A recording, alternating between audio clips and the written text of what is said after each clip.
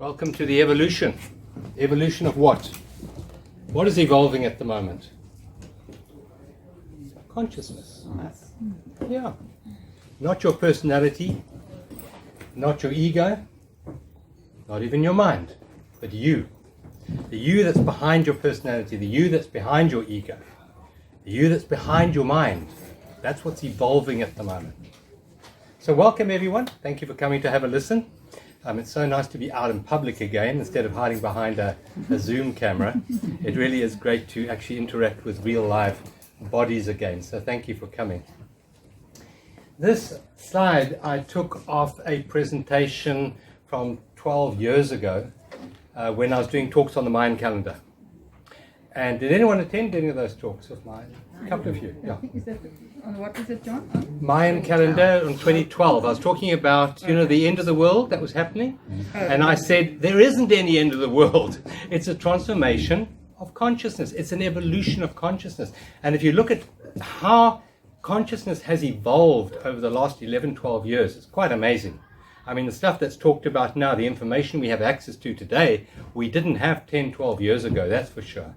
And there is an openness today to receive this information that there wasn't back in those days. So there's definitely an unfolding and an awakening of mankind. Awareness is the greatest agent for change. Your awareness is fundamental to your evolution. Now, most people are waiting for time, for future, for fulfillment. Am I right?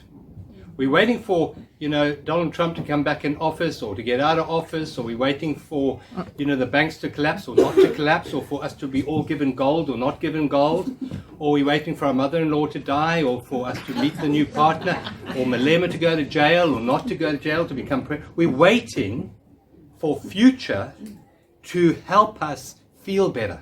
Yes or no? Mm-hmm. Yes. And that is the biggest illusion.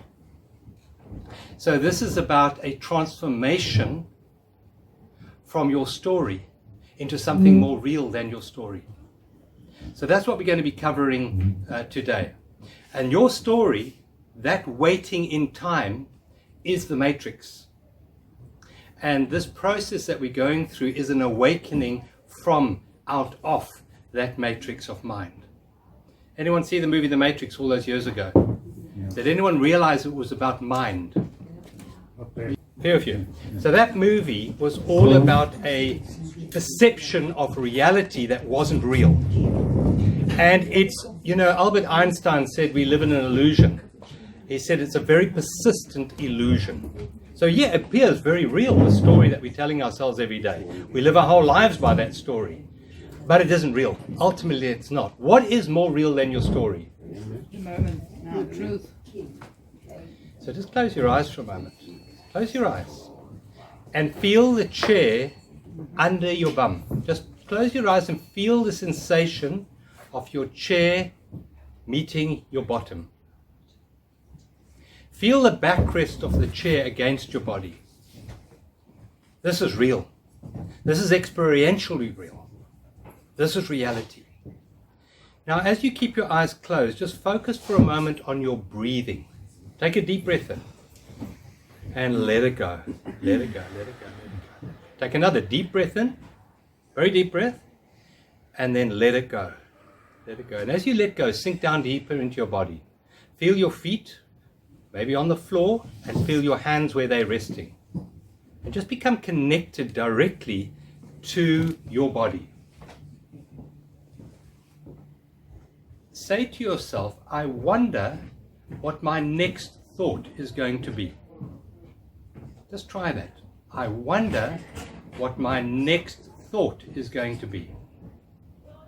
Okay, let's try that again. This time become like a cat waiting at a mouse hole for the mouse to appear. So there's a sense of anticipation. And say to yourself, I wonder what my next thought is going to be. Try that a third time. Say, I wonder, I really wonder what my next thought is going to be. Take a deep breath in. And gently open your eyes. Did anyone find a brief moment of stillness before the thought appeared? Some of you did, some of you didn't. That stillness, that space, is not in the matrix. That stillness is in reality. But we don't recognize it. We don't value that stillness. So we continually invest our whole attention in our thoughts. Am I right? And there's that fundamental error that was made a number of years ago. I think, therefore I am. And most of us have this complete identity with this thinking mind. Now, the thinking mind is a manipulated state. It's a state that's been programmed from the moment of conception, maybe shortly after that, until today. You've been manipulated and controlled through your mind by your early life experiences, by your parents, by maybe your religious upbringing, definitely by your education. You've been manipulated by the media and your peers and the world around you. So your thoughts are not your thoughts. They are a function of a manipulated mind. And the statement that I think, therefore I am, is completely incorrect, because you're not even doing the thinking. The mind is doing the thinking and tends to regurgitate a lot of past. A lot of past. But when you're present, like you were a moment ago, after taking a few deep breaths and just inquiring as to the nature of your thoughts, suddenly you were alive, fully alive, more intelligent than you are when you're in the matrix. And that's the only time and place that you can make new choices. Because if you make them from your thinking mind, it's your history that is making the choice for you and not your presence. We're going to be looking at that today. So in sharing this, your mind's going to become a bit confused because there's not much to grasp to. And yes, in order for you to transcend, in order for you to evolve into who you really are already, your mind has to become your servant. And the mind doesn't want to do that because the mind likes to be in control. It likes to understand. It likes to predict. It likes to remember. That's what the mind does. But it also makes you a little bit unhappy, gives you a bit of pain and a bit of suffering, and ultimately usually kills you. That's the mind. And there is another way. There's another way to live our lives. And the Mayan calendar was all about the transformation of consciousness into the fifth level of awareness. The Hopi Indians spoke about the fifth world being born, the fifth sun being born. And I'll explain a bit about what that means. But going back to the Hopis, they had a prophecy from the early 2000s. They said, there is a river flowing very fast. It is so swift, and there are those who will be afraid. They will try to hold on to the shore. They'll feel they're being torn apart and will suffer greatly. Know that the river has a destination. The elders say we must push off from the shore. And I say, the elders say we must let go of the shore and push off into the middle of the river. And I say, see who's there with you and celebrate. At this time in history, we take nothing personally, least of all ourselves. For the moment we do, our spiritual growth comes to a halt. The time of the lone wolf is over. Gather yourselves together as we are here today and banish the word struggle from your attitude and vocabulary. All that we do now must be done in a sacred manner and in celebration. We are the ones we're waiting for. And most people have been waiting in anticipation for someone to lead you to the promised land. Yes or no? I mean, we had a look at this Trump hysteria and Q and all of that. Everyone's waiting. But this poem, or this prediction, says we are the ones we're waiting for. We're waiting for our own evolution. Don't look outside yourself for leaders. You are it already. There's a law in the universe that says whatever you put your attention on expands. And we've put our attention on future and on past. Am I right? So that's our total reality, and there's another way. There's a completely different level of awareness. And when you start to access that, your perception of life completely changes. And you stop being a prisoner of the mind, and you start being who you really are, which is a powerful, powerful, conscious creator of reality. And we're standing on the very brink of that opening of awareness. you know, in the Western Cape, it's lovely to live here, and come August, September, the flowers come up the west coast. And you go up there and it's a sea of flowers. Isn't it beautiful? Now, I'm sure at other times of the year, the odd flower opens and then says, hey, it's not the right time of the year, and then closes again. But come spring, they know it's time to open. We are now entering spring. This is the time of awakening. And it's going to be easier now to awaken than well, many, many years. I'm not going to count how many years, but probably like 25,000 years. Easier to realize who you really are now than it has been for a long, long, long time. And so you chose this time to be born. You weren't kicked down here, you know, because you were a naughty boy or naughty girl. You actually volunteered to come down to this plane because you wanted to be here at this time. This is a very auspicious time, very challenging time, yeah, for the mind, very uncertain, very disturbing, very disorientating, but that's perfect for your evolution. Eckhart says awareness is the greatest agent for change. And hopefully in this talk this afternoon, your awareness might shift slightly so that you start valuing something that's not a thing more than you ever have before. Because whatever you value, you pay attention to. Whatever you value, you spend your attention on. You spend your money on. You spend your focus on. Whatever you value. Yes or no? And at the moment, we might have heard the concept presence. We might have read a few books on it. But it's completely useless until it becomes integrated into your day-to-day, moment-to-moment living. And you will not do that until you value it. Most of us value the matrix. We value the matrix and we manipulate it through that attachment to the matrix, to that need for time. It's a fundamental error, which I believe has been fostered on us by a society that doesn't want us to be empowered with who we really are. Because an awakened person can't be manipulated. A person can only be manipulated in time, in mind, and in fear. If you change the way you look at things, the things you look at change. So go back 80, 90 years when Max Planck and Einstein and Niels Bohr were starting to look at the field of quantum physics. And what they found there was truly amazing. Does anyone understand quantum physics here? Then you know nothing about quantum physics. Because no one can understand quantum physics. And I'll tell you why. Because it's a realm beyond mind. And you can only understand that which you can put in your mind. And your mind is so tiny compared to the extent of reality. So we can grasp it a little bit, but it's not possible to understand. You can accept it. You can accept that there's multiple realities in this one moment. And you can accept that if I change my mind, then what I'm physically looking at physically changes. But you can't understand that because it doesn't make any sense. You can understand that time goes forward day by day by day, but you can't understand that time goes backwards as well, and that time exists in many different realms simultaneously. And if you believe in past lives here? None of you. Few of you. Well, your past lives aren't past lives. They're here. They're right here in this moment. Why? Because ultimately, time is an illusion. And everything takes place in the pristine presence of now.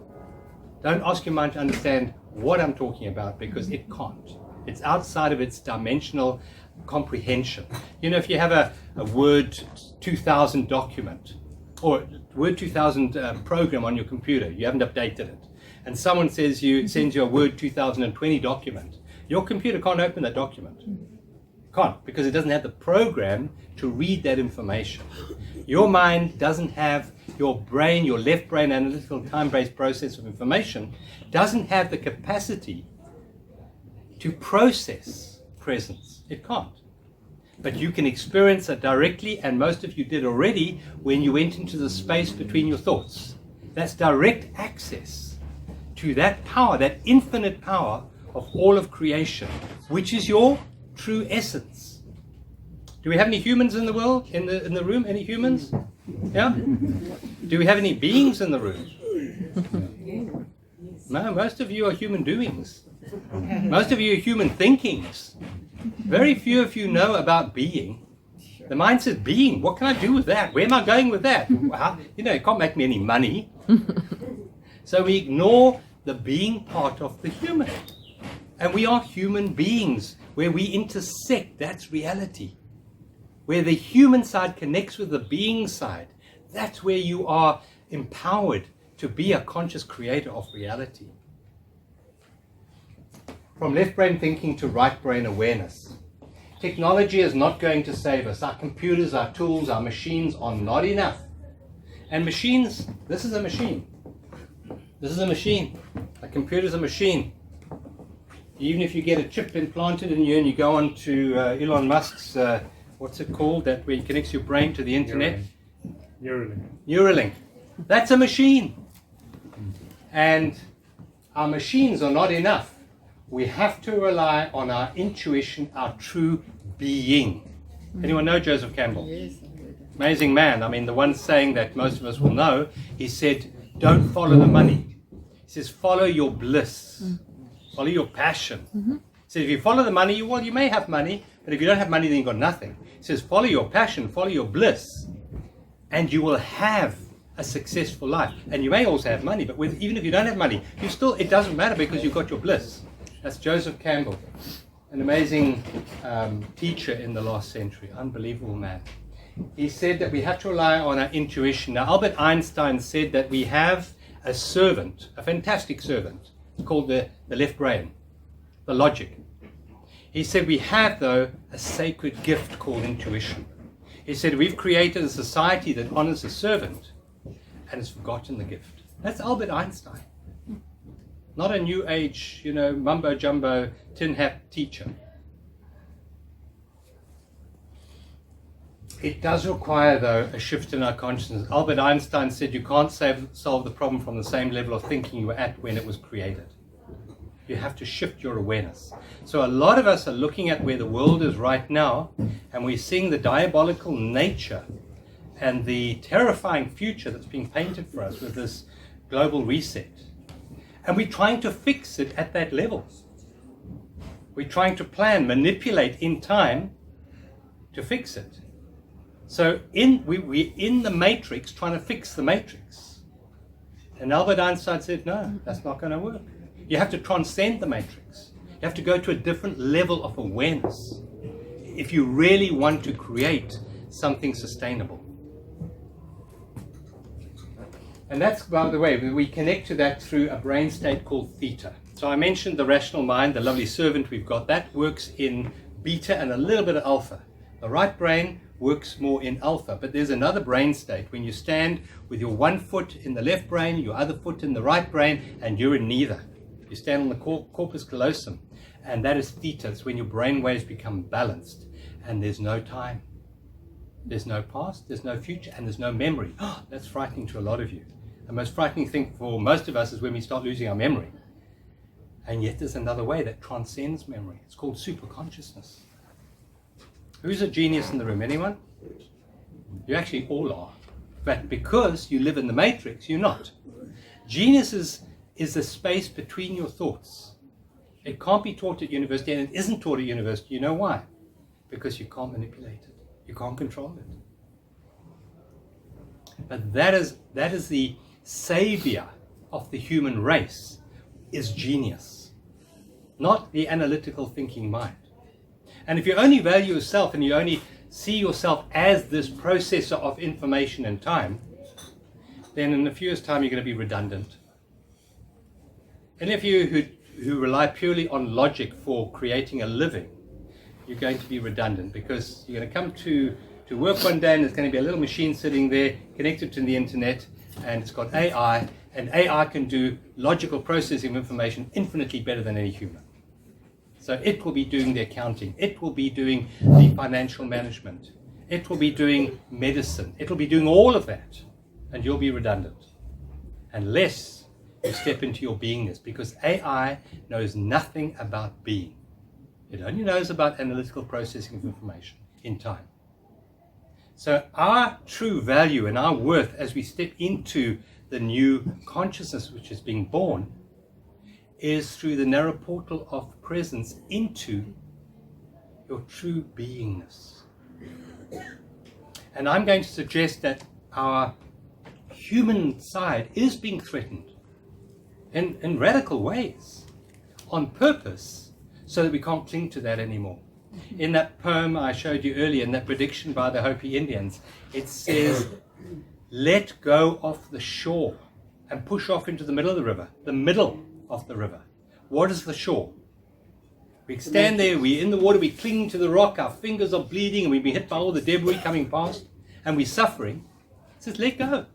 Let go of your retirement annuities. Let go of your need for security in the physical world. Let go of all that doesn't serve you anymore. And be aligned with the flow of life, which is the river.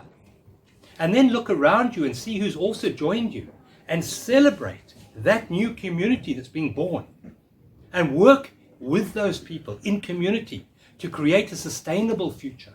It says, I think it's a continuation of that, know where your water is. Grow your own food. That's sustainable. That's a new way of living. And that comes not from centralized government. It comes from community. It comes from communities, from what I know, of about 80 to 100 people getting together. That's optimal. More than that, the ego starts to take over. But under 100, then it's manageable. Self-governing, self-sustaining communities. That's our sustainable future. Not waiting for the government to solve our problems. That they never have and they never will. I'm actually amazed, you know. Most of us don't have much confidence in politicians, or do we? Anyone in the room? You know, they say, how do you tell which politician is lying? He's the one with the moving lips, or she's the one with the moving lips, you know. And yet, we've gone through the last year where we believe politicians. I mean, when have they ever spoken the truth? Why suddenly now in the last year do they suddenly start caring for our health? It's completely insane. So no, it's not to look for political leaders, not to look for religious leaders or spiritual leaders. You are it. And it's the realization of what you really are that is a transformation of consciousness. It's the realization of your own magnificence, of the tremendous power that you have within you to create a new world. That's our salvation, not something in time out there. In fact, this evolution of consciousness is a surrendering of the need for time. Now, for most of your personality selves, that's completely unacceptable. Because without time, there is no value in life. There's no worth in life if we take time away from you. Because we're so embedded in the matrix. And the matrix is a four-dimensional reality, 3 of space and 1 of time. You took time out of that, the matrix would collapse. And we think time is absolutely real, and time isn't real. Time is a mental construct. Don't try and understand that. More real than time, more real than the matrix, is a field of energy that underlies and connects all of life and all of matter, is energy. And that's what Niels Bohr and Einstein and those who started investigating or discovering quantum physics found. Max Planck, when he won the Nobel Prize for Physics, I think in the 1930s, he, at his acceptance speech, he said, there's one thing I've learned about solid matter. He got his Nobel Prize for his research into matter, by the way. Solid matter, not esoteric funny stuff. He said, there's one thing I've learned about solid matter, and that is that matter doesn't exist. All that's real, he said, is mind. Think about that. That this chair is mind. It's mind vibrating at a very dense level, but it's mind. And if you change the mind, you change the chair. Now that's a physicist. Einstein called this realm of interaction spooky action at a distance. Spooky action. Because what they found is that you can influence objects, physical objects, far, far away with no time delay. There's no time for information to travel from this object to that object. And yet there's an instantaneous connection. It was to do with spin couplings of atoms. And this confused Einstein no end, the spooky action at a distance.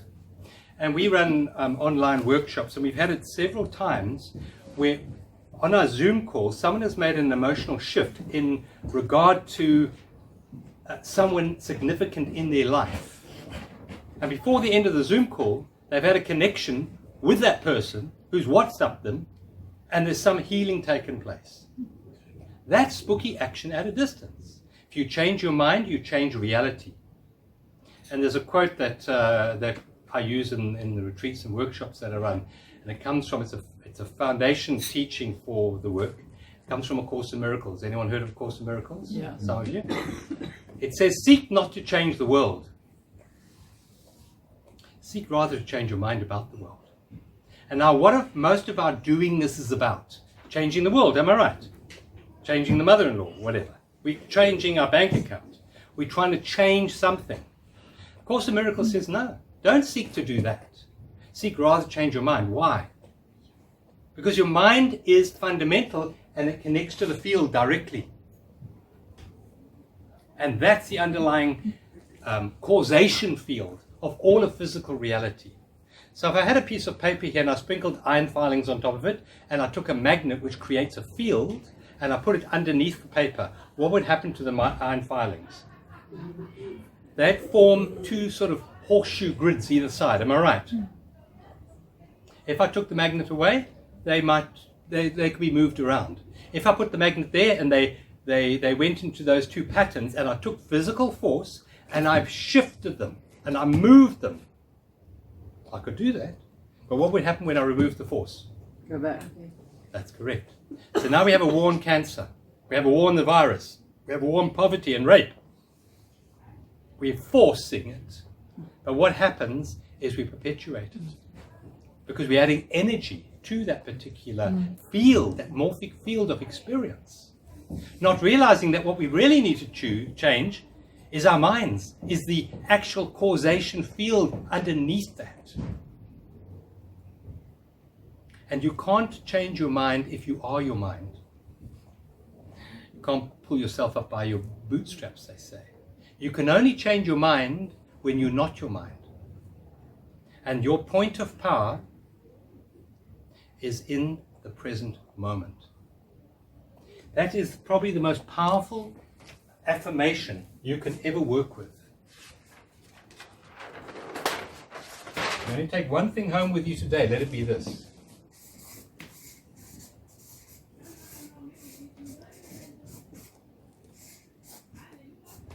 Your point of power is not in the past. It's not in the future. It's not in your mind. It is in the present moment. But if you don't value the present moment, you're never empowered enough to make the changes that you need to make. So most people treat the present moment as an obstacle or as a means to an end. Most people live their lives on a timeline going from past to future. You're born there, you die over here, right? And for most people it's a dash between the birth date on your tombstone and the death date on your tombstone. There's this dash. And life is a continual race to get somewhere. Am I right? All racing to get where? Well, 6 feet under. And maybe at the moment you are in the present moment here, your body is here anyway. When you were sitting, connecting to the chair and breathing, yes, you were here. But the moment you left that, you actually went into a story of past or another story of future. Am I right? That's how we operate. When I give you some information here, you relate it to a past experience or a future projection. And we do that through the left brain's ability to remember or anticipate. Memory anticipation. Am I right? Mm-hmm. This is the sign of infinity. It's a never-ending story.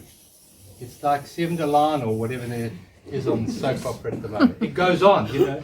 You meet the same people over and over again in your life, just different bodies, but the same personalities. The bully you had at school shows up in the bully at work.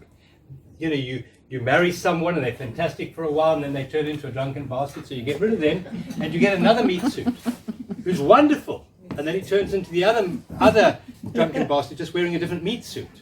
And so we keep on changing the forms of life, but because we're not changing the field, the forms keep on coming back to us in the same form they used to be. Now this is the matrix. This is false evidence appearing real. That is the underlying vibration that keeps the matrix intact, is the perception that it's real. More real than reality. This is your egoic sort of identity. Wayne Dyer said the ego stands for edging God out. Edging God out. There's no divinity in your matrix. It's a story in your head. It's a story.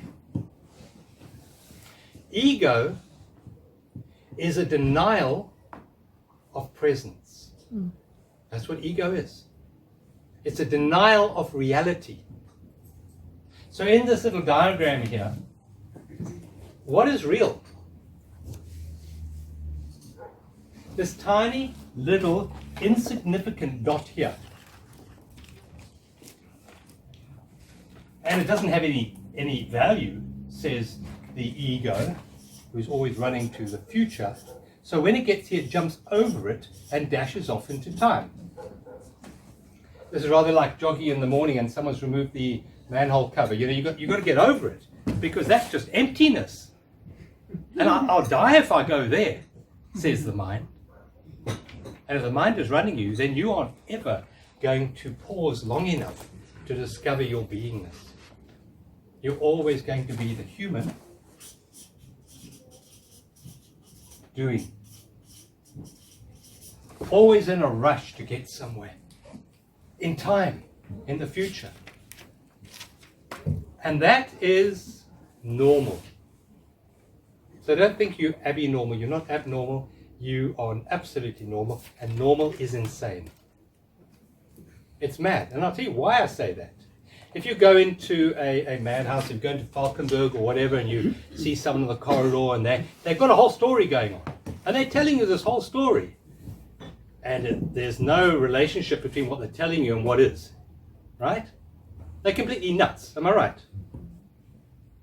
Because there's no presence. There's no awareness of the isness of the moment. They're completely caught up in their thoughts in their head. And they believe their thoughts to be absolutely real. And they tend to come out of their mouth all the time. All these thoughts. Am I right? Now, aren't we all doing that? Aren't we all? I mean, if we didn't have this ability to repress the speech aspect of our thinking, we'd be making a noise all the time, wouldn't we? If we spoke every thought we thought.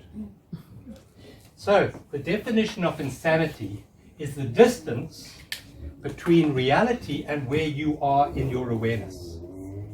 If you're over here, you're very mad. If you're over here, you're extremely mad. If you're here, you are sane. You're completely sane.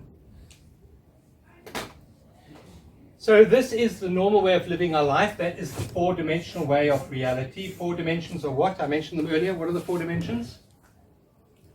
Width, length, height, and time. Time.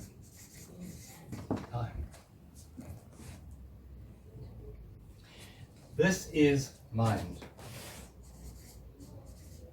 Mind, time are the same thing. You can't have time without mind, and you can't have mind without time. They're one and the same. Now, the other way of living your life is when you start to enter the vertical plane.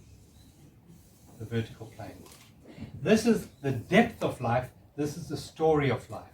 In fact, this story over here is called, I don't know why, but they call it a his story. As if women don't have stories. And Winston Churchill's definition of history is one damn thing after another. I absolutely guarantee you it'll be the same over here, one damn thing after another. Sort one thing out, then you've got another problem. That's the way it works, because this is the realm of duality. What is duality about? It's about equal and opposites. For every up, there's a down. For every down, there's an up. For every inside, there's an outside. For every yin, there's a yang. You try and have anything without an opposite, it's impossible. All things have opposites, do they not? You can't have a one-sided coin. But we think, with our mad mind, that my life will be happy when I only have positives in it. That's all I'm going to get there. One day when they're going to make money all free, and chocolate won't make you fat anymore, and it was going to be a wonderful heaven in the future one day when all we have are a bundle of positives. That's what the mind says, because the mind is mad. You can't have a mountaintop without a valley. Or can you? Can you have a valley without a mountain? Can you have a mountain without a valley? So what's the point in only valuing the positives and trying to minimize the negatives when they coexist? Every good you do in the world of duality has to have a counterpoint to that. I remember many years ago, my eldest son, he was ADHD, didn't really fit in the world, and he'd started some rock band actually with Helen Ziller's son. I must just, your ego loves associating with these.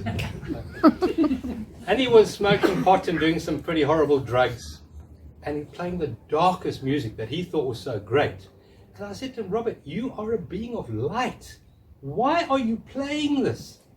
He said, Dad, I've got to counteract the light in the world.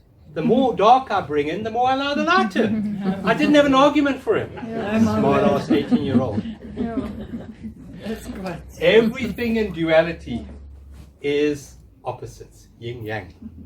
It's no good looking for your fulfillment in this. It isn't going to happen. Well, you can have experience in this, enjoy the ups and the downs, but don't look to it to give you anything of any real value or anything of any permanence, because time, unfortunately, kills everything. It's even going to kill you, and it's also a bit of a sadist. If you want to know how bad it is, go and look in the bathroom mirror tomorrow morning and see what it's done to you already. And yet we look to time for our fulfillment. We look to future for our fulfillment, don't we? I'll be happy one day when. The vertical plane is the plane of reality, where your heart is. This is mind. This is heart. And heart is the sort of portal for something which we call love. Am I right? Mm-hmm. What is love? Who understands love? Has anyone managed to figure it out yet? No, it's like quantum physics. If you understand love, you understand absolutely nothing. Love cannot fit into your mind. Yes, I know we have these pseudo mind love things that we have here, but they tend to also have the opposite at the same time, called hate. Love and hate, they go together, says the mind. No, the love that we yearn for isn't a dualistic love, is it? It's more of an unconditional love, not the conditional love of mind. The conditional love of mind is I love you because you meet my needs. Am I right? Mm-hmm. That's the dualistic love of need. This whole matrix is about need. You need more time. You need more stuff to make you happy. You need more experience, more knowledge. I need to go on a few of John's workshops to acquire more stuff, says the mind. Then I'll have it. Then I'll be happy. Where in fact what we're looking for is unconditional. It's not conditional on time. It's not conditional on false evidence appearing real. It's beyond time. So you can't understand love. It does not fit into understanding. And yet we connect directly with it when we enter the present moment. Because when you fall in love and you go to that candlelight dinner and you sit there across the table, the candlelight is flickering and your glass of wine is there, where's your focus?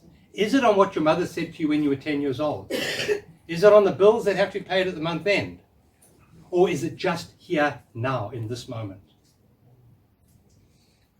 And if you are busy judging in that moment, that relationship isn't going to go anywhere. because love is non-judgmental. It's in a state of pure acceptance. Acceptance. And the other thing that it does, it allows. Sorry, this pen isn't writing too well.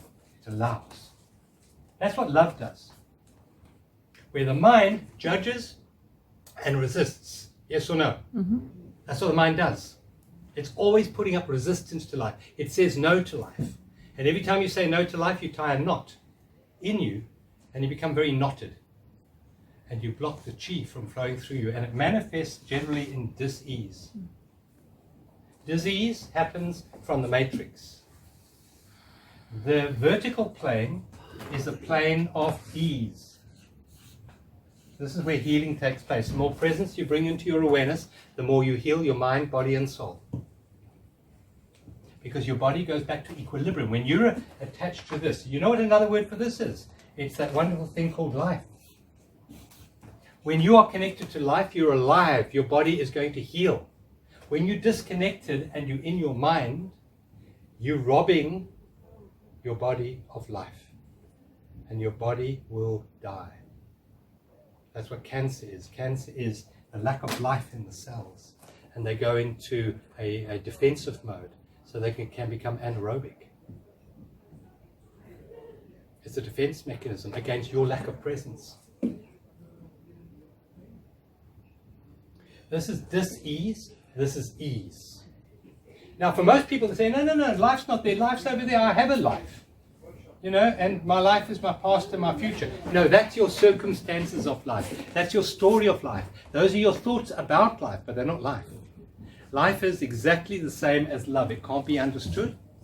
And you enter your direct connection with life when you enter the space between your thoughts. When you become your true essence, which is being. So that's the human doing, and this is the beingness. And the only time you're really connected is when you are here. Then you are the human being. And this is the symbol which Christians adopted a few hundred years ago and made it the cross, the symbol of a very profound teaching. But it's been misunderstood. Because this was borrowed from earlier pagan thinking and thoughts and religion. And this is when spirit intersects the mind. When spirit intersects the body. That's what this symbol originated from that. So this vertical plane is the plane of the spirit, or the light. Light. Now this world is a world of 10,000 things. There's lots of things here, physical things. This is the world, or the realm, or the dimension of no thingness. And that's why your mind doesn't value this, because it's not a thingness. The mind only values objects. And this is space consciousness. This is object consciousness. Spirit is not a thing. Light is not a thing. Being is not a thing. Love is not a thing. Ease is not a thing. Life is not a thing. And we can put another beautiful word here, and that word is peace. Does anyone yearn for peace? Peace is not a thing. And we can put the word freedom here. Freedom is not a thing. It's an awareness. It's an experience. All of these can be experienced, but they can't be held in memory or anticipation. They can be lived directly. Now this is what I call the map of the matrix. And this has changed the lives of many thousands of people. Because what this does, it illustrates an escape hatch out of the matrix. When you start to value beingness more than doingness, you empower yourself with a connection to the Creator itself. The Creator that creates everything, but is not part of the Creator, or of the created. And there's a word for that. Does anyone know what that word is? When Moses was wandering through the desert, he came to a burning bush. And he said to the burning bush, "But who are you? Now, give me a name." It's the only place in the Bible that God gave himself a name. And what did he say his name was? Ea Asher. I am that I am. Ea Asher, Ea. I am that I am. And guess what? It's your name when you're not in the matrix. The I am is who you are. Now, I am John. John is a story. It started over there and it's here. So John is in the matrix. But the I am is not in the matrix. I can change my name, but I can't change the I am. John ages. The I am never ages. The same I amness that I am now is the same I amness that occupied a 6-month-old body and now occupies a 65-year-old body. It's the same I amness. Hasn't aged at all because this is timeless. This is time. As I say, don't try to understand this with your mind because this is beyond mind. That is mind. This is awareness. And I started this afternoon's talk by saying that awareness is the greatest agent for change. Awareness, not doing this. The human doing values only moving objects around to get its needs met. Am I right? It values resistance or acquisition or attachment. This has no attachment. It has no expectations because it works through acceptance and allowing. Now, if I accepted the world the way it is, it would never change. Really? I'm going to suggest that the world is like a wave. A wave is the ocean rippling in duality. So you have a wave that becomes polarized. There's stillness, there's no polarization, and then there's a gradual polarization. And a wave, we give it a birth certificate quickly. Oh, look, there's Peter being born out there. Oh, Peter's getting so big. Oh, look, there's people surfing on Peter. Oh, no, it's dead. It crashed. And now we all walk around the beach wearing black, mourning that wave that just died on the rocks. Now that is the formless becoming form and then going back to the formless again. And that requires time. And it gives you the experience. But beneath all that is the ocean. This is the ocean. Beyond time, and you are the ocean. The I am is the ocean. And while you get many waves, you only have one ocean. There's only one I amness. There's only one love. There's only one presence. There's only one spirit. There's only one light. They're not divisible. Only that which is in time is divisible. As we start to awaken and start to value this, our lives change immeasurably. I used to worry a lot. I used to be in fear. I used to be in anxiety. That's why I have no hair today, because I worry too much. Now, the real reason is when you think a lot, you lose hair here. But when you're 60, you lose hair there. But when you think you're 60, you lose hair over the whole body. So I used to live very much in the matrix. And gradually I have shifted my life where I live most of the time in presence. And what a difference it makes. It's impossible for me to worry anymore. It's something that I can't do. It's an impossibility. You can only worry when you're in the matrix. You only suffer when you're in the matrix. I do not suffer anymore. I used to suffer a lot. Don't suffer anymore. You become more intelligent. You become more loving. You become more connected to people around you when you are present. So hopefully this motivates you to let go of the need to be a thingness and start to value no-thingness. No-thingness is the most frightening thing for your mind to ever comprehend, because in order for you to realize your no-thingness, the mind has to give up its control. And it will fight tooth and nail to keep you in pain and suffering. To tell you that, no, this is all very well, but I have kids to feed, I have problems to sort out. There are many layers to this, because the I am is your sole provider. S-O-U-L and S-O-L-E, sole provider. We think the matrix is our provider. And the matrix says, you think I'm your provider? Well, that's where you're going to stay locked in. The moment you start to understand that life is your provider, it lives you. You don't even have a life. Life has you. Life lives you. You know, I know a lot of parents think they made their kids. Well, I'm going to suggest that as parents, you don't know how to build a kidney or an eyeball or make a neurological dendrite. You don't know how to make a lung or a liver. You have no idea. So no, you didn't make your kids. You had 5 minutes of fun with your partner, and 9 months later, this beautiful thing came out, and you know what created it? Life. The I am presence. This is what created you. You don't know how to build a fingernail. You have no idea. And I love the little fingers, fingernails on little babies. It's so perfect. It's so beautiful. No, parents, you didn't make your kids.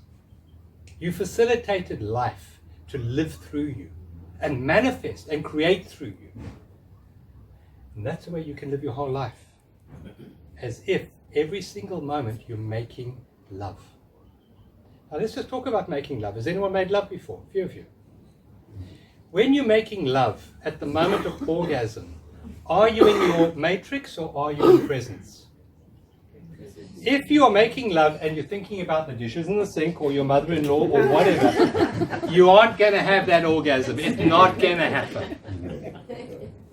Only when you let go of your mind can you experience something called... Gamma brainwave. What's it called? Gamma brainwave. Yes. Bliss. Not beta. Not even alpha. Something very different. This is all within the vertical plane, or accessible to you through the vertical plane, not in the horizontal plane. Sometimes we get something in the horizontal plane and we feel good for a while. Why do we feel good when we get what we've been yearning for so long? Because we do feel good when we get something. Am I right? Why? Is it not? It's not that tin, car with rubber wheels that gives you bliss. What happens is you give up wanting. You give up needing something to be other than what it is. And for a moment you slip into presence. And then you experience that joy. And you think the car gave it to you. Or the new boyfriend gave it to you. No. They never gave you anything. What happened is your mind stopped. That's what happens when you fall in love. Your friends say, have you lost your mind? And you say, yeah, it's wonderful. And it is. It's lovely to be in love. Not in attachment, which is what most people associate relationships with. Getting your needs met, getting your insecurities papered over. That's not love. That is egoic attachment, wanting, needing. And it's illusion, and it creates false evidence appearing real. Always. So if you start to use this as a map of reality and start to divest your attention from the matrix, from time, and make your focus more in what you are busy with now, what is here with you now. So for example, if you're writing a book, let's say you're writing a book, there's a lot of doing involved. But if you're making the outcome of the book your primary focus, you're missing the journey. And that book will be devoid of spirit. It will be devoid of presence. Because it was all about an outcome. When you make what you're doing now, I'm writing this sentence, that's where I am. I'm cooking this meal. This is where I am. I'm not at the table already eating it, already doing the dishes in half an hour. I'm not there. I'm here. I'm talking to this person now. I'm not waiting for them to stop speaking so I can jump in and give my point of view. I'm here, just listening to them in this moment. And listening is a portal into the vertical plane. Listening is a very powerful portal to allow you, because when you truly listen, you can't think. If you're making too much noise here, you're not listening. And there are a couple of other portals which I can give you to help. But listening is a very powerful portal. And the more you listen, guess what you activate? Love. Don't we all want to be heard? All of us. Yes? Are we prepared to give it? Are we prepared to give unconditional presence to someone? Are we prepared to provide the space for them to communicate? Not judging, not anticipating, not defending, just holding the space for them. That's love, is it not? Yes? That's love. This field of energy all centers around the human body, around the heart, not around the brain. The heart, I think, is something like 30,000 times more powerful in the field than the brain. And yet we have been educated to believe it's all about the understanding, the knowledge in the brain. Yes or no? Yeah? Because through education you are controlled. Through love, you're beyond control. And the more you invest your awareness in fear or anxiety or time or future or past, the more controlled you are. The more you invest your awareness in love, in presence, the freer you are. And what does the world want you to be in right now?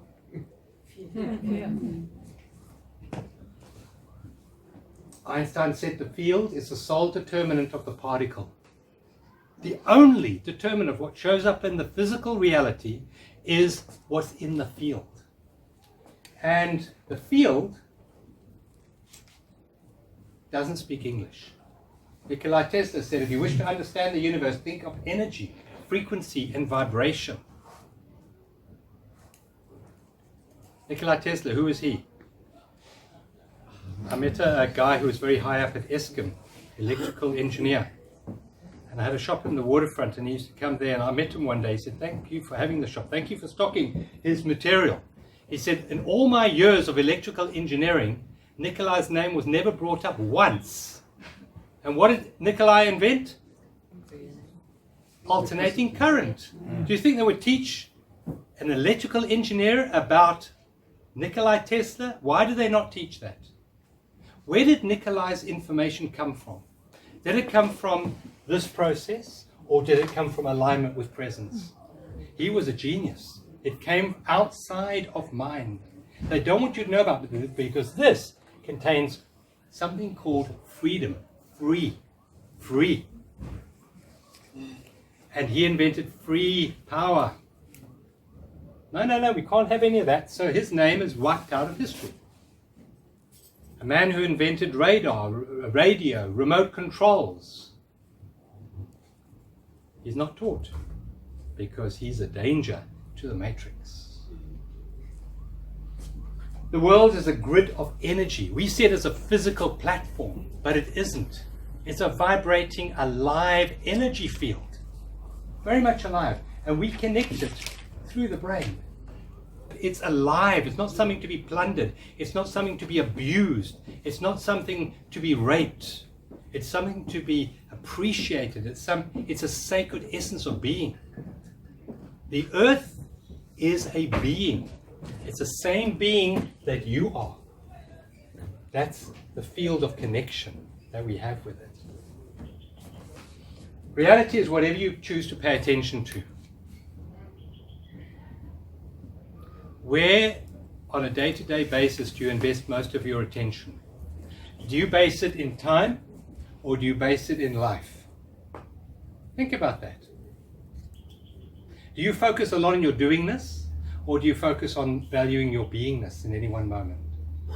If any of you got young children, I urge you not to be a parent doing, but to be present and to offer your children your presence.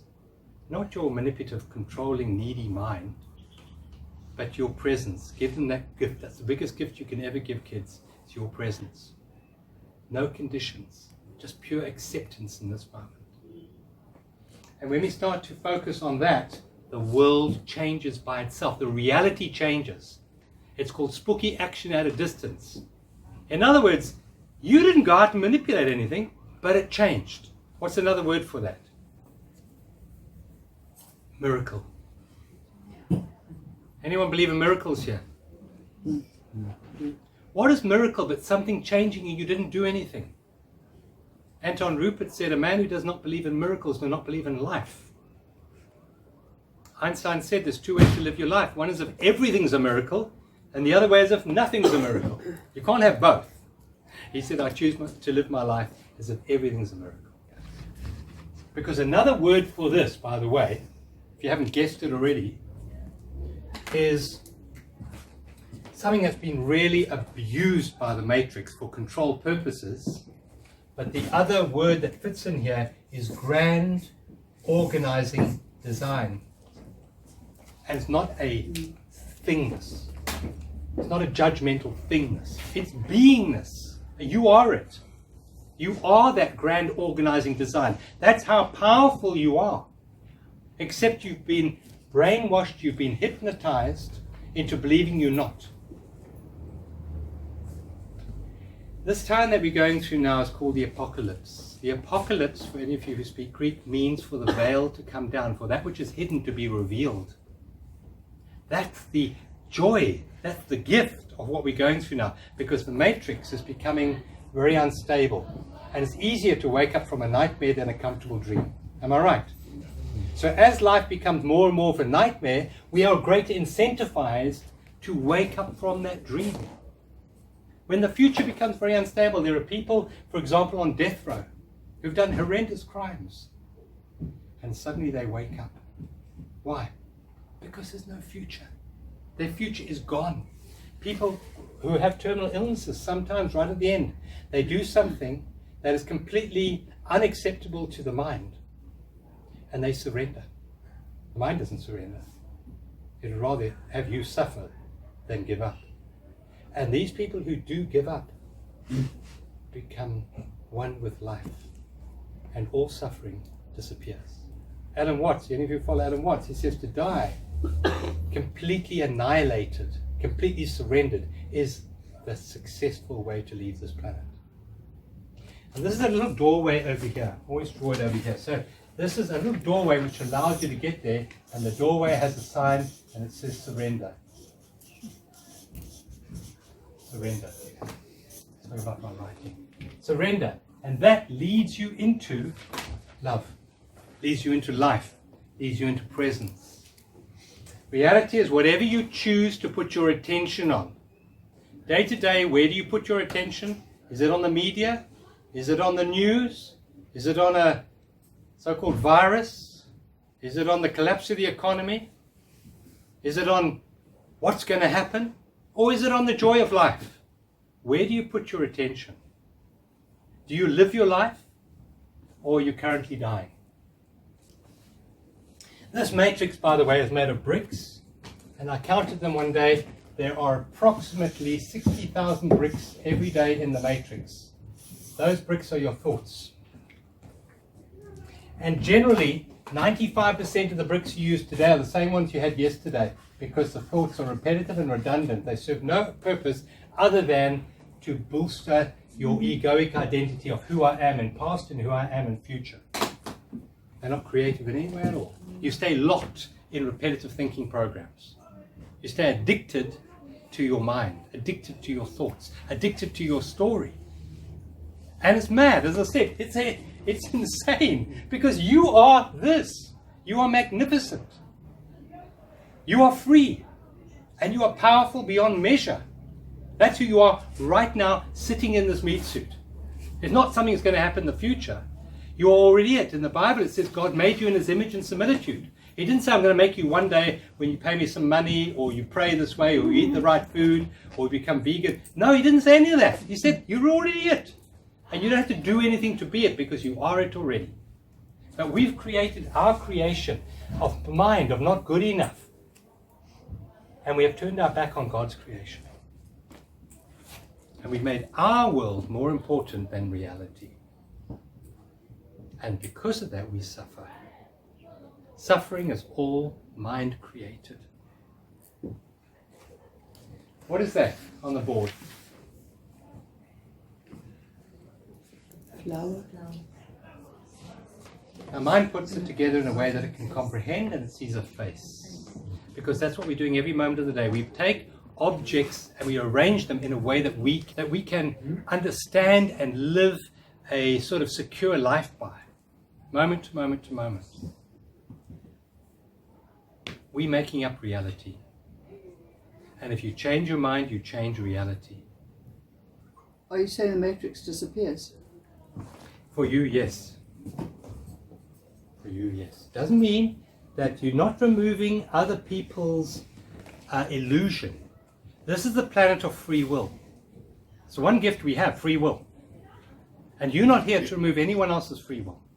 You can raise the vibration. You can bring about spring more exuberantly, and then maybe other people will see, oh, lots of flowers, maybe it's time for me to wake up as well. You can make it easier for other people to wake up, but you cannot wake them up. It's not your job. What is your job? To be in the light. To be the light. That's why you're here. To be. Full stop. To be. And your radiance, your magnificence, will be the best teacher for those around you. John, so if from this moment some people get it and change the reality, and the other people still carry on fearing COVID masks and all that stuff, does that mean that they disappear from my reality? No, it doesn't matter. It doesn't matter to you anymore. It matters to you now while you have resistance. But When will you I have no still see them? resistance, Will I still see them? yes, yes. But what happens, someone asked me this question a number of years ago. When you are enlightened, do I still need to be here?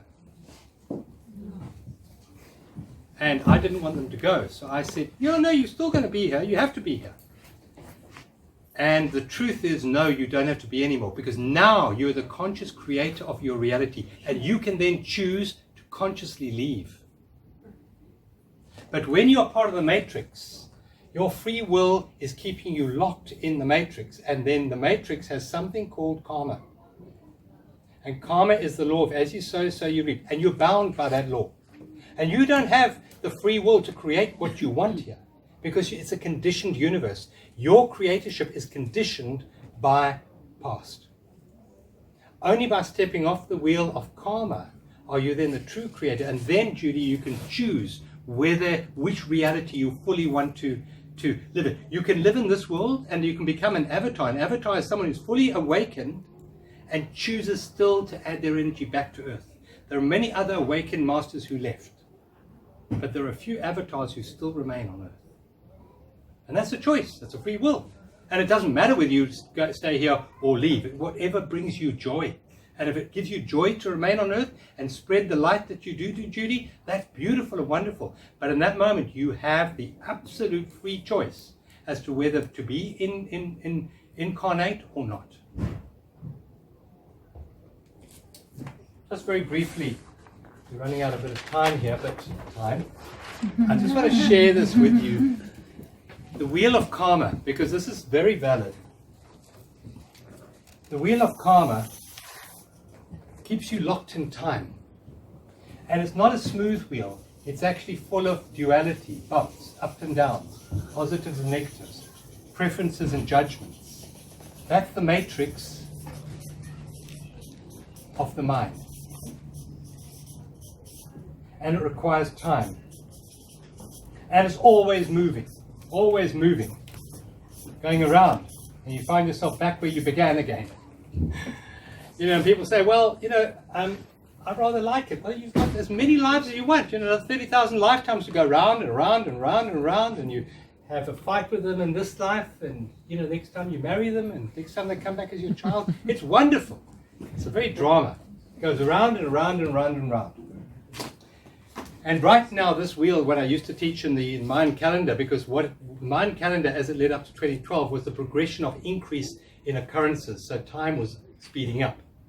And right now, this wheel is going very, very fast, to the point where virtually anything is possible now. Where in the old days, when your grandparents were married, their life was pretty much fixed for almost a lifetime. Now you can have many lifetimes. What used to be a generation of change when we were born was 20 years. And now you can have that generation of change in just a week. That's how fast this wheel is going. Now, when it's going slowly, you can live these bumps. I'm up and I'm down. No, I'm up and down, up and down, up and down, up and down. And it's very uncomfortable to live your life on the periphery of a wheel. But where is stillness in a wheel? Right in the hub of the wheel, right there. And that hub is given the name of the Creator.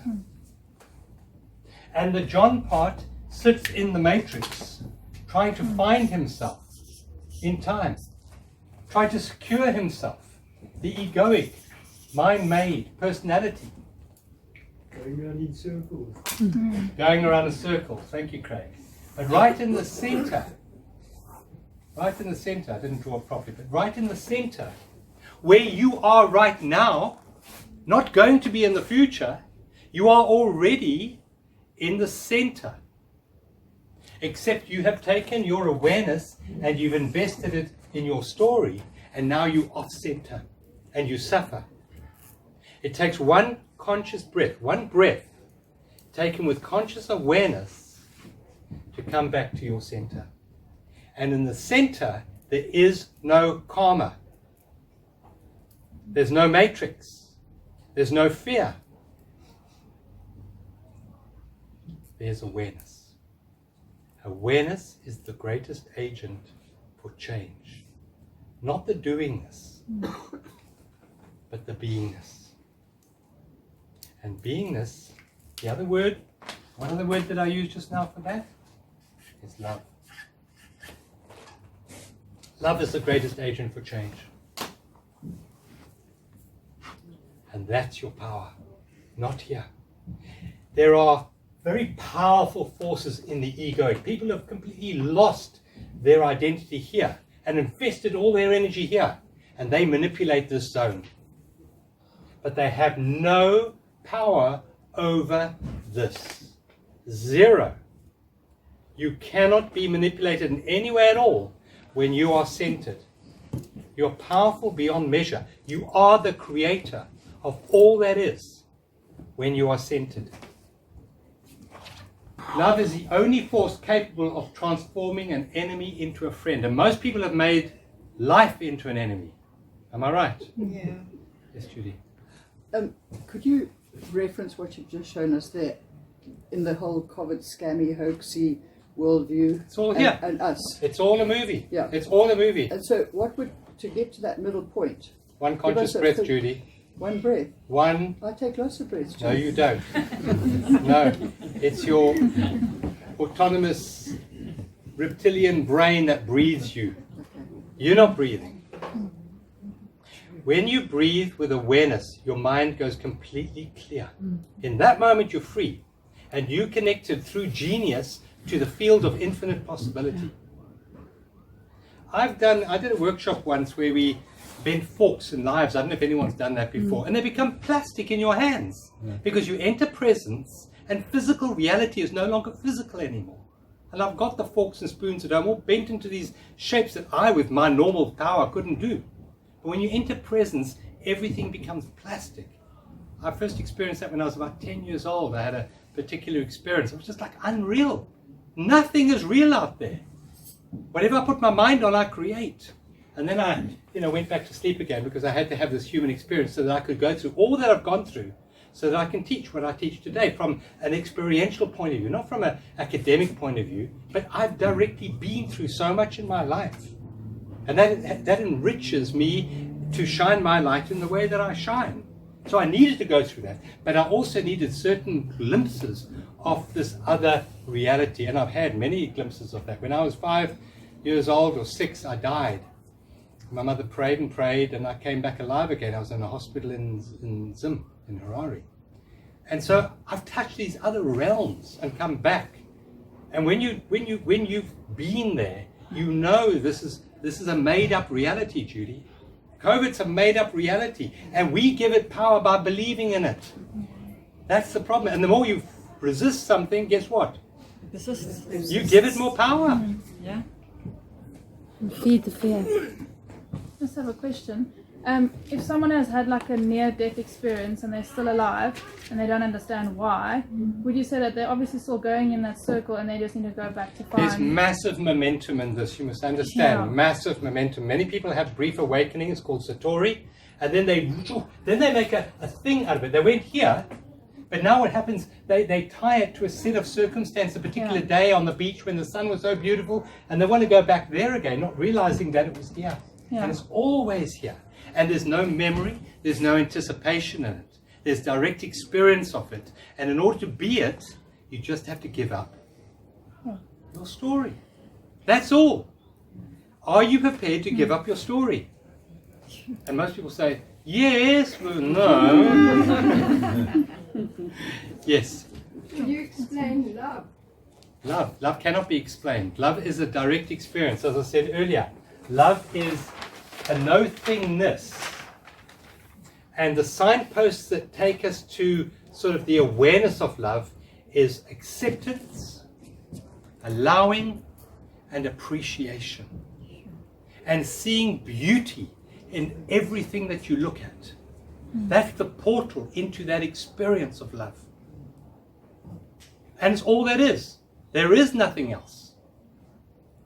So, you know, the Bible says, take the log out of your eye. We're busy trying to take the splinter of everyone else, not realizing that the only thing that blocks us from love is our perception. As we clear our perception, we directly realize love. Rumi said, our task is not to seek love, but to remove the barriers within us to love. That's our task. And there's nothing wrong with where you are. It's a wonderful movie that we all signed up for. And we're just pretending to have amnesia. And we're pretending this is real, and it's fine, Judy. You've got a bit of amnesia. It's great because it gives everyone, you know, if you didn't have amnesia, we couldn't have this beautiful venue. And you're trying to find yourself in doing, and that's wonderful, and I really appreciate you for doing that. But do we have it? Do we Or have is it one? just an illusion? Do we have? This is a beautiful wonderful venue. illusion, as Albert Einstein says, albeit a very persistent illusion. Yeah, it's an illusion. And same as going into a cinema, you know, and it's a two-dimensional on the wall over there. It's an illusion. Now, can you imagine our technology in 1,000 years' time? We've got these fully 3D, full immersion movies. When Elon Musk was asked, you know, is this base reality? He said, there's no chance of this being base reality. We're in AI. And we are making it all up. This is called Maya. This is what this is. And we've lost ourselves in our own creation. This is our creation, and it's great to have, but the problem is we've lost ourselves in our creation. This is not God's creation. This is our creation. This is the part that's asleep that's creating this. This is the part of us that's awake. I've shared a lot this afternoon, and I'm sure I've fried your brains to the most extent. But hopefully what has happened is I've planted some seeds within you. And if you start nurturing, watering, attending, paying attention to those seeds, they will manifest. Yes, Judy?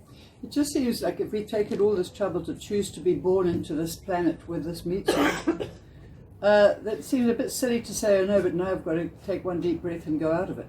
I mean, you took all that trouble to get Yeah, there. you didn't take much trouble, Judy. Maybe you did, but most of us are so unenlightened that it's just karmic patterns of repeating patterns. The momentum of past keeps us trapped in the matrix.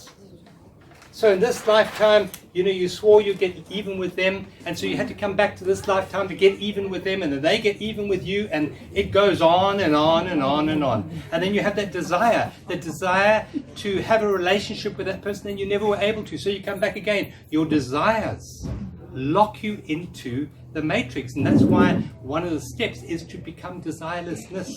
It's not to meet all your desires, which is what some people think, because desires are endless. There's always more and more desire.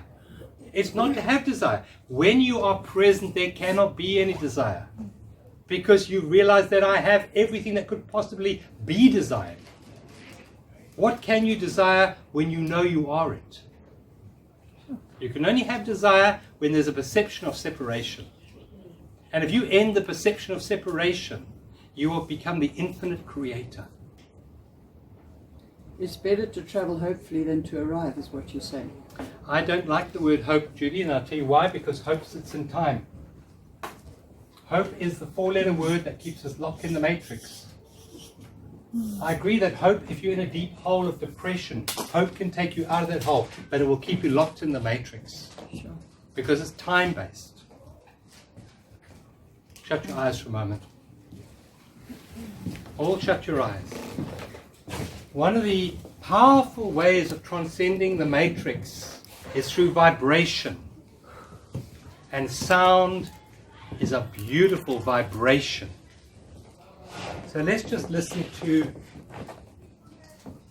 some music for a moment.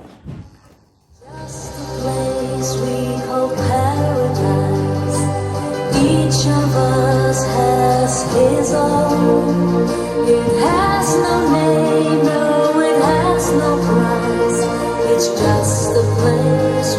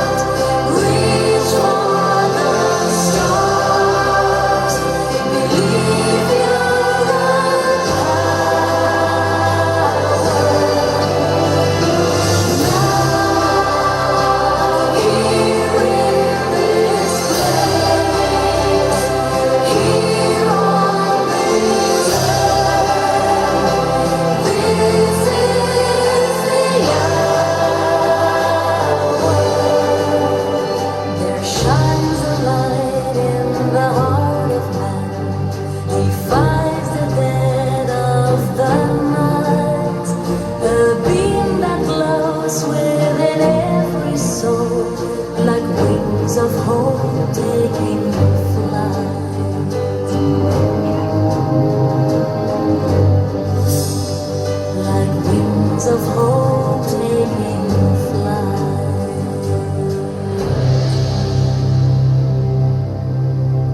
Take a very deep breath in. And as you breathe out, just relax your shoulders and your neck muscles. Just let go. Take another very deep breath in, right down to your toes. And a long, relaxing, releasing breath out. Let it go. Let all time go. Let all story go. Let all past and all future go. Breathe in again. Breathe in the lovely, blue, pristine presence. And as you breathe out, completely surrender to the isness of just this moment.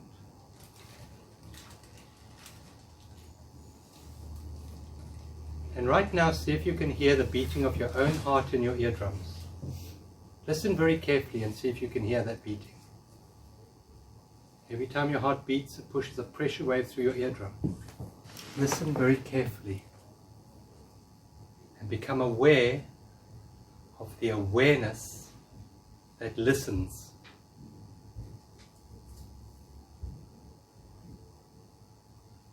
You are that awareness. There's no story, there's no name, there's no gender, there's no race, there's no age, there's no achievement, there's no need.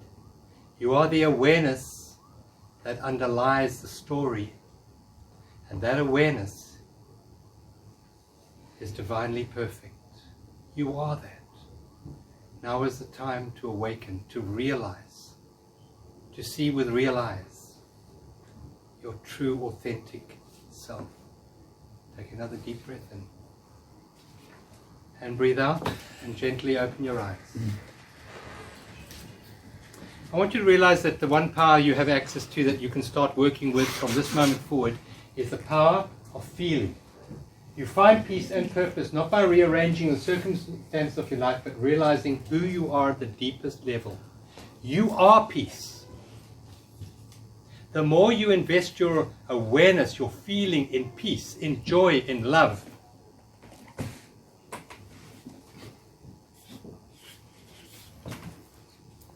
the more you become the change you wish to see in the world. It's in joy.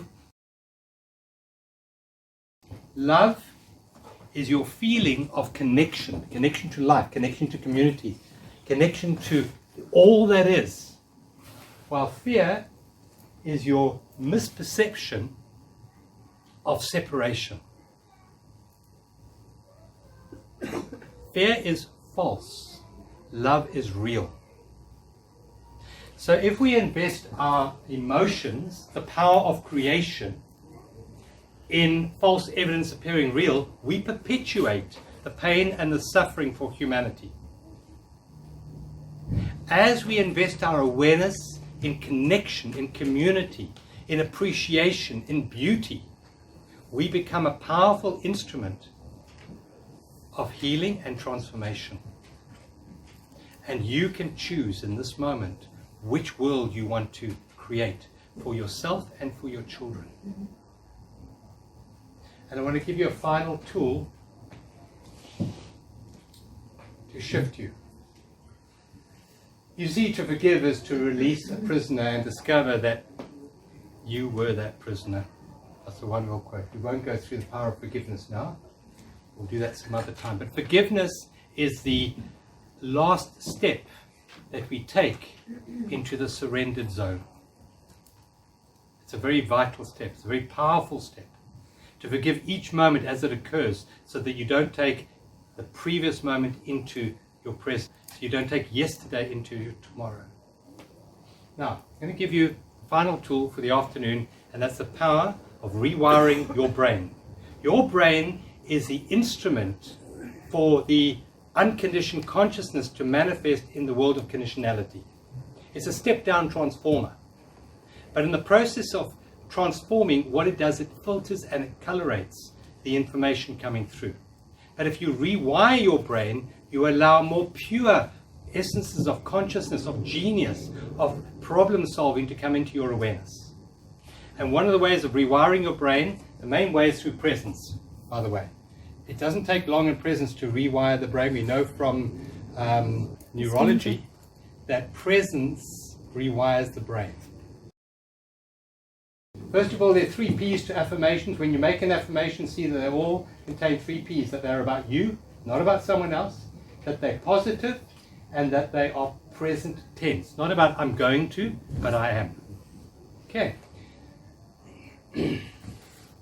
So, try this. What does that say? I've gone deaf. I'm Joy. I'm still deaf.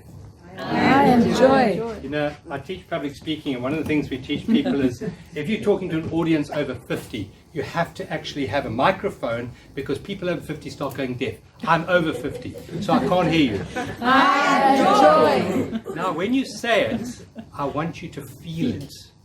Okay, one more time. I am joy. Correct. That's a powerful affirmation. Now, we think 60,000 thoughts a day. If you say that once a day, you make no impact on your matrix. You have to say it 200 to 500 times a day. I am joy. I am joy. And you have to fake it initially. Okay. So I know you don't believe it right now, but the more you say it, the more you realize it, and it becomes your true being. I am joy. And the other one I'm going to give you, I am in love. Let's try that. I am in love. Let me hear you. I am in love. Now say it with feeling, please. Feel it. Now let me tell you how to feel. Let me tell you how to feel. You are that ocean I spoke about. That ocean is the ocean of love. You are in that ocean of love. You have a membrane around you, a membrane of matrix, of misperception, of judgment that separates you from the ocean. But you are in it already. And by saying this affirmation, you dissolve that membrane of preference, of resistance, of polarization, and you become one with that field of love. So let's say it again, but now say it with your right hand on your heart. And loud, I want to hear it. And when you say it, I want you to emphasize that word. All right. 1, 2, 3. I am in love. You are. And the more you say that, you transform not only yourself, but the whole world. Thank you for being with me this afternoon. I hope you enjoyed it. Thank you very much. I really enjoyed it. Thank you.